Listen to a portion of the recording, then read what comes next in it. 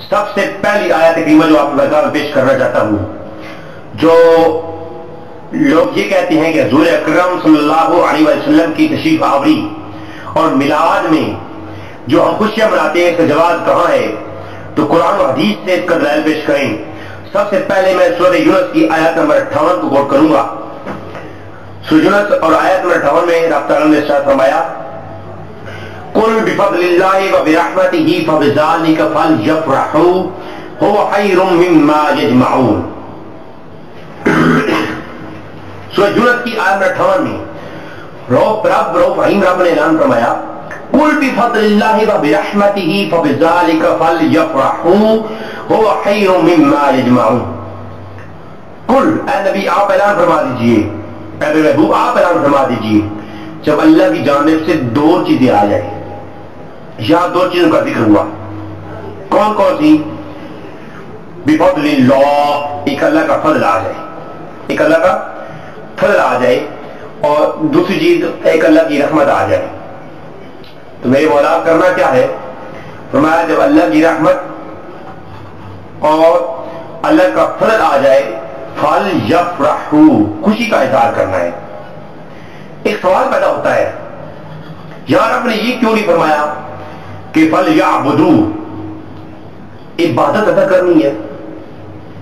فَلْيَسْجُدُوا کیوں نہیں فرمایا کہ سجدہ ادا کرنی ہے؟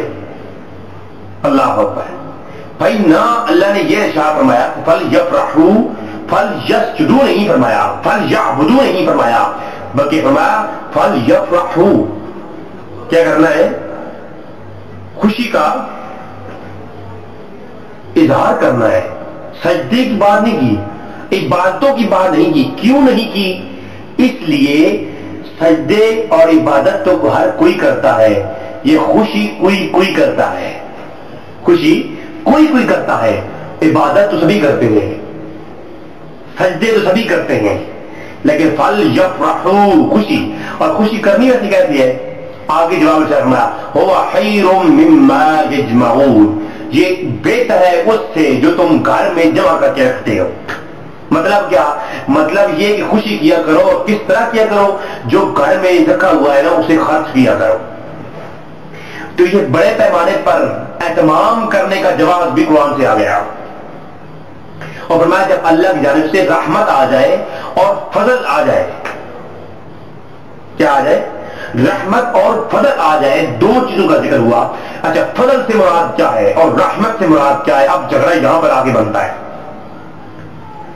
بہت سارے علماء مفسرین نے، کہیں نے کہا کہ فضل سے مراد علم ہے، کہیں نے کہا رحمت سے مراد علم ہے، کئیوں نے کہا آپ بشک 25 سے زیادہ معتبر تفسیر قرآن میں نے دیکھی، مختلف اخبار۔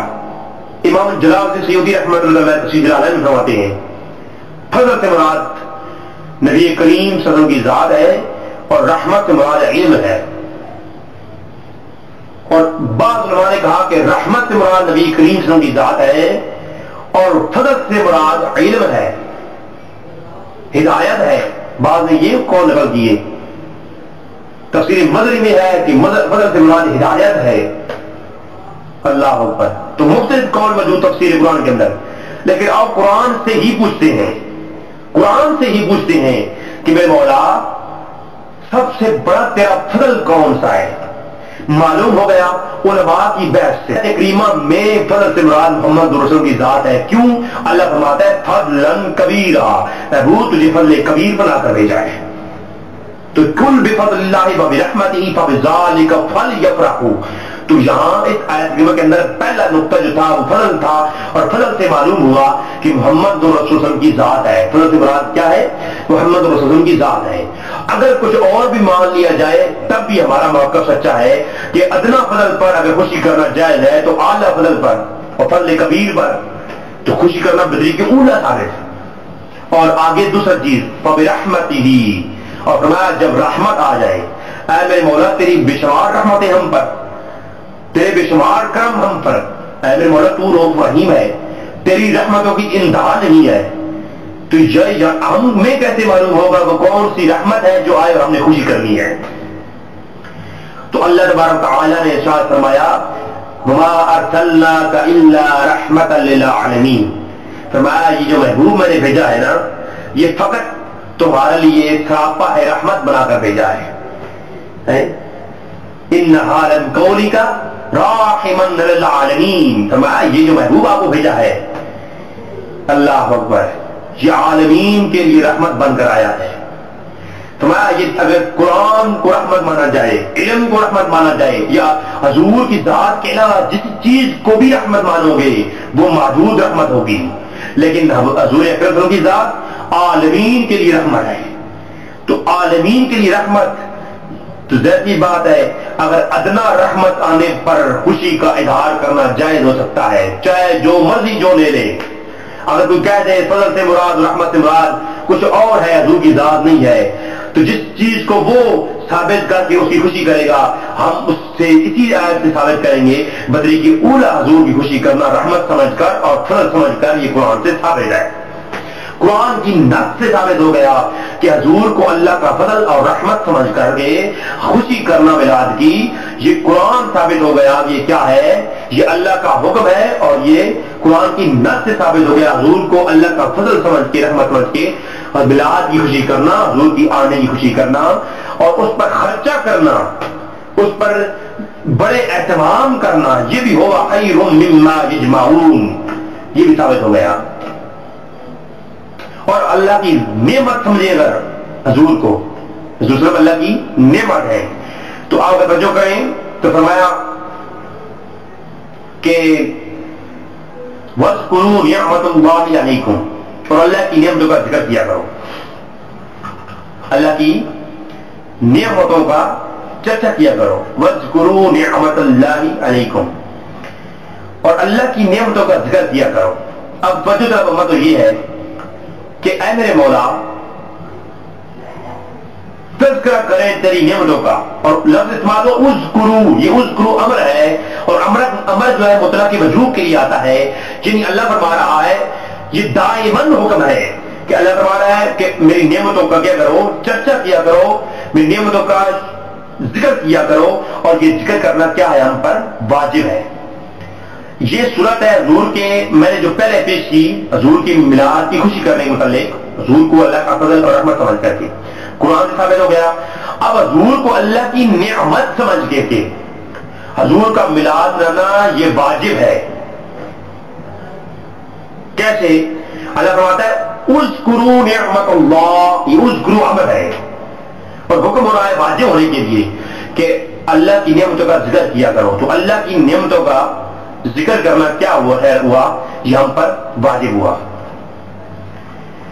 تو اب اللہ کی نعمتیں کون کون سی ہیں؟ اللہ کی بے شمار نعمتیں ہیں. فَبِأَيِّ آلَاءِ رَبِّكُمَا تُكَذِّبَانِ، اللہ کی کون کون سی نعمتوں کو شروع ہوئی، اللہ کی بے شمار نعمتیں ہیں. لا تحصوها، اللہ کی نعمتوں کا تم گنتی بھی نہیں کر سکتے، ان کا اندازہ نہیں کر سکتے. تو اللہ کی جب اتنی نعمتیں ہیں کہ ہم ان کو تذکرہ نہیں کر سکتے، جو چیز گنتی میں نہیں آتی اس کا تذکرہ کیسے ممکن ہے؟ ایک چیز ہے جو کاؤنٹنگ میں نہیں آتی، جو چیز گنتی میں نہیں آتی اس کا تذکرہ کرنا ناممکن ہے. اور اللہ فرماتا ہے وَاذْكُرُوا نِعْمَةَ اللَّهِ عَلَيْكُمْ، اللہ کی نعمتوں کا ذکر کیا کرو. اے میرے مولا تو خود فرماتا ہے قرآن میں کہ تیری نعمتوں کو کوئی گن نہیں کر سکتا، تیری نعمتوں کو کوئی شمار نہیں کر سکتا. اے میرے مولا جس چیز کو کوئی شمار نہیں کر سکتا اس کا تذکرہ کیوں کر ممکن؟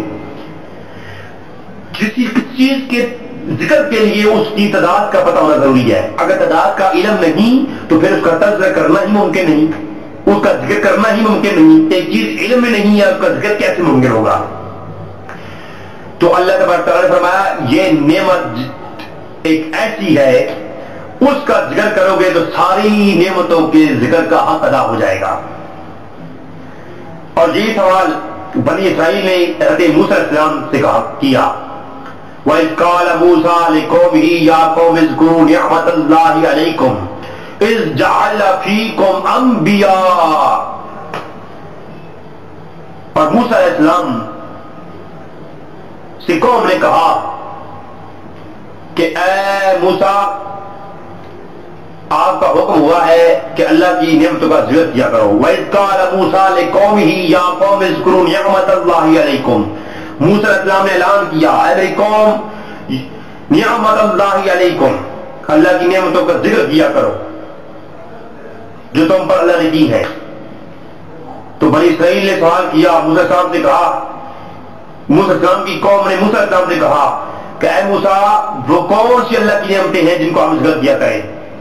تو فرمایا اذ جعل فیکم انبیاء، اللہ نے تم میں نبی بھیجے ہیں، ان کے نام کی میں ذکر کرو، ان کے تذکرے کیا کرو. یہ اللہ کے نبی تمام نعمتوں سے بڑھ کر اللہ کی نعمت ہیں. تو معلوم ہوا کہ انبیاء کو، سارے نبیوں کو اللہ کی نعمت سمجھ کر کے ان کا ملاد لانا اور ان کا تذکرہ کرنا یہ قرآن سے ثابت ہے. اور یہ وَاذْكُرُوا نِعْمَتَ اللَّهِ عَلَيْكُمْ اس تناظر میں نبی کریم صلی اللہ علیہ وسلم کو اللہ کی نعمت سمجھ کر کے حضور کے آمد اور میلاد کی خوشی کرنا اور ان کے تذکرے کرنا یہ ہم پر واجب ہے. اللہ اکبر.